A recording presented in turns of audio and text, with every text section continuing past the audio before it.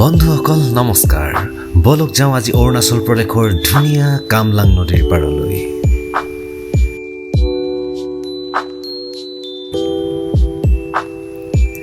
মোৰ চেনেলৰ প্ৰথমটো ভিডিঅ'লৈ আপোনালোক সকলোকে স্বাগতম জনাইছোঁ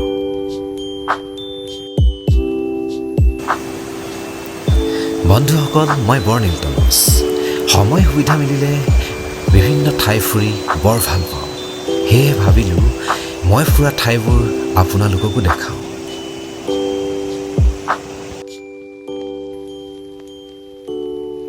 আশা কৰোঁ সকলোৱে ছাপোৰ্ট কৰিব আৰু চেনেলটো ছাবস্ক্ৰাইব কৰি দিব আৰু বেছি নকওঁ বলক জাৰ্ণিটো ষ্টাৰ্ট কৰোঁ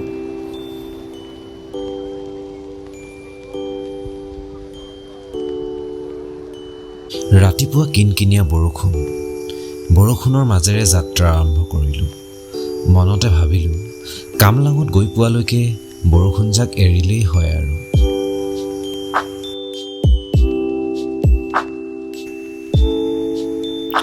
আমাৰ ঘৰৰ পৰা কামলাঙলৈ প্ৰায় 180 কিলোমিটাৰমান দূৰ হ'ব আৰু গৈ পাওঁতে প্ৰায় 5 ঘণ্টামানে লাগিব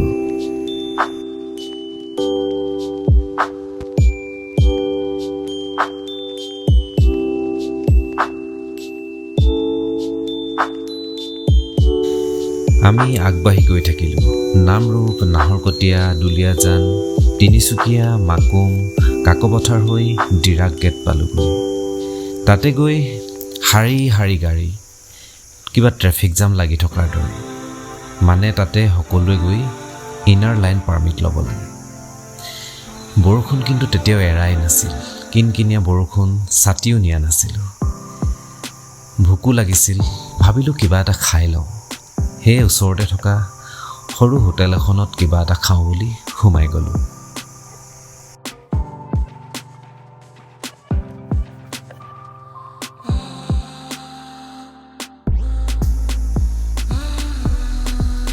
ডিৰাক গেট পাৰ হৈ অৰুণাচল প্ৰদেশৰ ধুনীয়া আহল বহল পথেৰে আগবাঢ়ি গৈ নামচাই পালোগৈ এইখন হৈছে অৰুণাচল প্ৰদেশৰ উচ্চ শিক্ষাৰ প্ৰতিষ্ঠান অৰুণাচল ইউনিভাৰ্চিটি অফ ষ্টাডিজ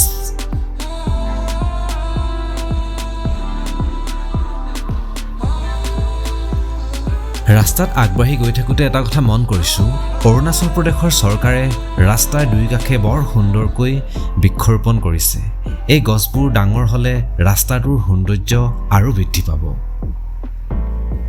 এইখিনিতে নামচাইৰ বিষয়ে অলপ কওঁ ৰ'ব নামচাই হৈছে অৰুণাচল প্ৰদেশৰ এখন অন্যতম জিলা এই জিলাখন 2014 চনৰ 25 নৱেম্বৰৰ দিনা লোহিত জিলাৰ একাংশ পৃথক কৰি গঠন কৰা হয় আৰু খামতি ভাষাত নাম মানে হৈছে পানী আৰু চাই মানে হৈছে বালি নামচাই গৈ পোৱাৰ লগে লগে বতৰটো ক্ৰমান্বয়ে ফৰকাল হৈ আহিল সেয়েহে আমাৰ মনবোৰ ভাল লাগি গ'ল আচলতে গেলা ডাৱৰীয়া বতৰ এটাত কামলাঙলৈ গৈ কামলাঙৰ আচল সোৱাদ লোৱাটো কল্পনাই কৰিব নোৱাৰি ৰাস্তাৰ দুই কাষৰ সৌন্দৰ্যবোৰ উপভোগ কৰি আমি নামচাই পাৰ হৈ চৌখাম পালোহি এইখিনিৰ পৰা ৰাস্তাটো অলপ ঠেক দুখন গাড়ী পাৰ হ'বলৈ অলপ প্ৰব্লেম হয়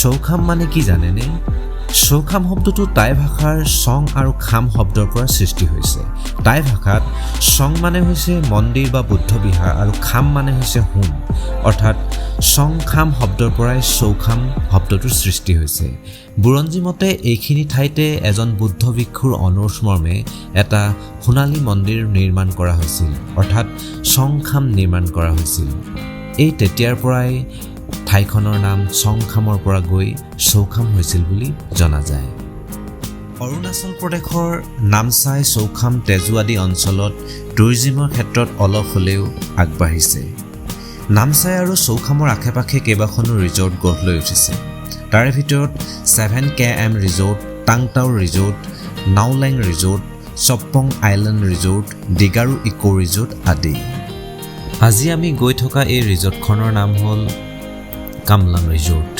চৌখামৰ একেবাৰে শেষত থকা ৰিজৰ্টখনেই হ'ল কামলাং ৰিজৰ্ট 5 ঘণ্টীয়া দীঘলীয়া যাত্ৰাৰ অন্তত আমি কামলাং পালোঁ মেইন ৰোডৰ পৰা আমি ৰাইট সাইডে পথটোৰে সোমাই গৈ দেখিলোঁ ইতিমধ্যে বহুত গাড়ী আহি গোট খাইছেহি আৰু চাৰিওফালে বহুত মানুহ, এটা উৎসৱ মুখৰ পৰিৱেশ। আজি যিহেতু দেওবাৰ, সকলোৱে ছুটি, সেইকাৰণে চাগে ইমান মানুহ গোট খাইছে। গাড়ীৰ পৰা নামি ৰিজৰ্টখনৰ চাৰিওফালে চকু ফুৰালোঁ। এটা ধুনীয়া মনোমোহা পৰিৱেশ। ওচৰতে থকা পাহাৰখন, পাহাৰত লাগি থকা ডাৱৰবোৰ আৰু কাষেদি বৈ যোৱা কামলাং নদীখন।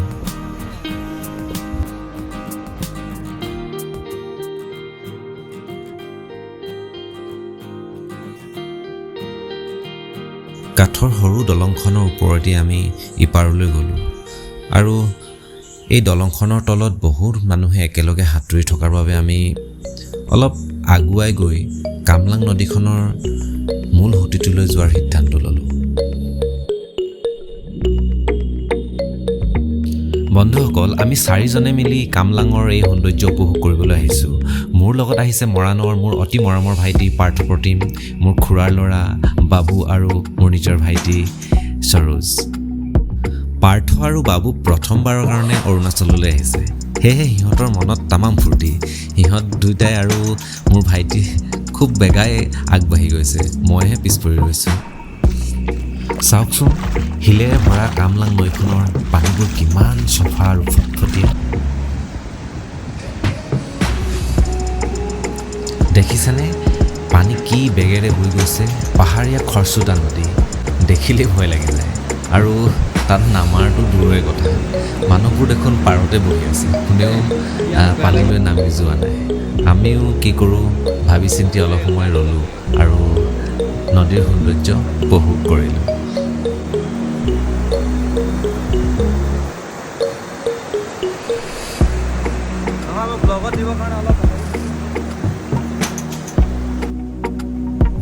দেখিছেনে নদীৰ পানীৰ গতি কেনেকুৱা স্পীড, দেখিলেই ভয় লাগি যায়। আৰু আমি ভাবিলোঁ কাপোৰ চেঞ্জ কৰি আমি কাষতে অলপ সময় এনেই গা পা ধুম আৰু নদীখনলৈ নামি যোৱাটো সাহস নাই। কেনেকুৱা তীব্ৰবেগী সোঁত, ইয়াত যদি কোনোবা পৰে ক'ত উটাই লৈ ক'ত পেলাবগৈ কোনো ঠিকনা নাই। চোকা ৰ'দত আমাৰ খুব গৰম লাগিছিল যদিও পানীত নামি গম পালোঁ পানীবোৰ বৰফ গলা পানীৰ দৰে চেঁচা। বেছি সময় তাত বহি থাকিব নোৱাৰি। আমি অলপ সময় পানীত বহোঁ আৰু আকৌ উঠি আহোঁ। তাৰপিছত এনেকৈ অলপ সময় কটালোঁ আৰু চাওকচোন আমি কি কৰিলোঁ।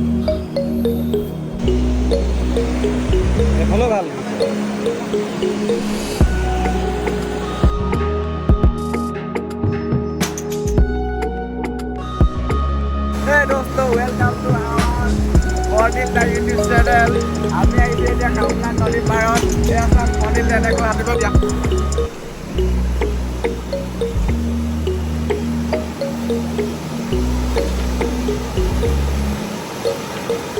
নদী সোঁতত গুচি যাবগৈ।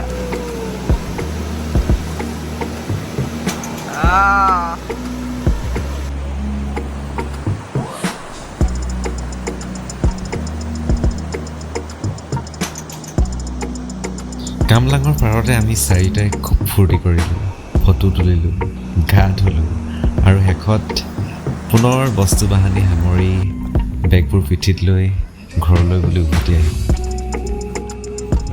ঘৰলৈ ঘূৰি যাবলৈ কিন্তু মুঠেই মন যোৱা নাছিল, কিন্তু উপায় নাই, যাবই লাগিব।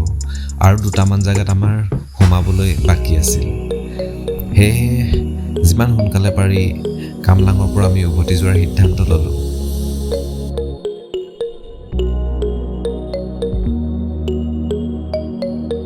মুঠৰ ওপৰত আজিৰ দিনটো খুব হাঁহি ফূৰ্তিৰ মাজেৰে আমি পাৰ কৰিলোঁ।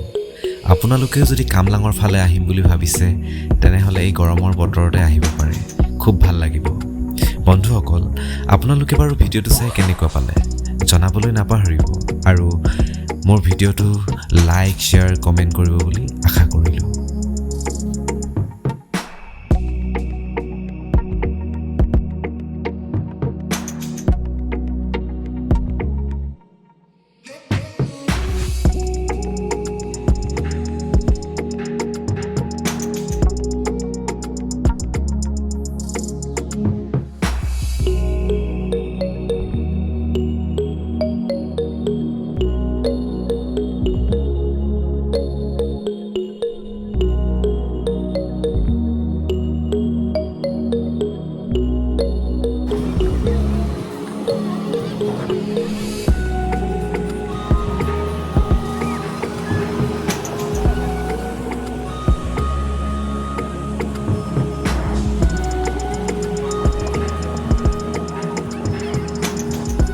বন্ধুসকল আজিৰ ভিডিঅ'টো এইখিনিতে আমি সামৰণি মাৰিছোঁ অতি সোনকালে আপোনালোকলৈ এটা নতুন ভিডিঅ' লৈ আহি আছোঁ আৰু তেতিয়ালৈকে মোৰ চেনেলটো ছাবস্ক্ৰাইব কৰি আপোনালোকে অপেক্ষা কৰিব বুলি আশা কৰিলোঁ ধন্যবাদ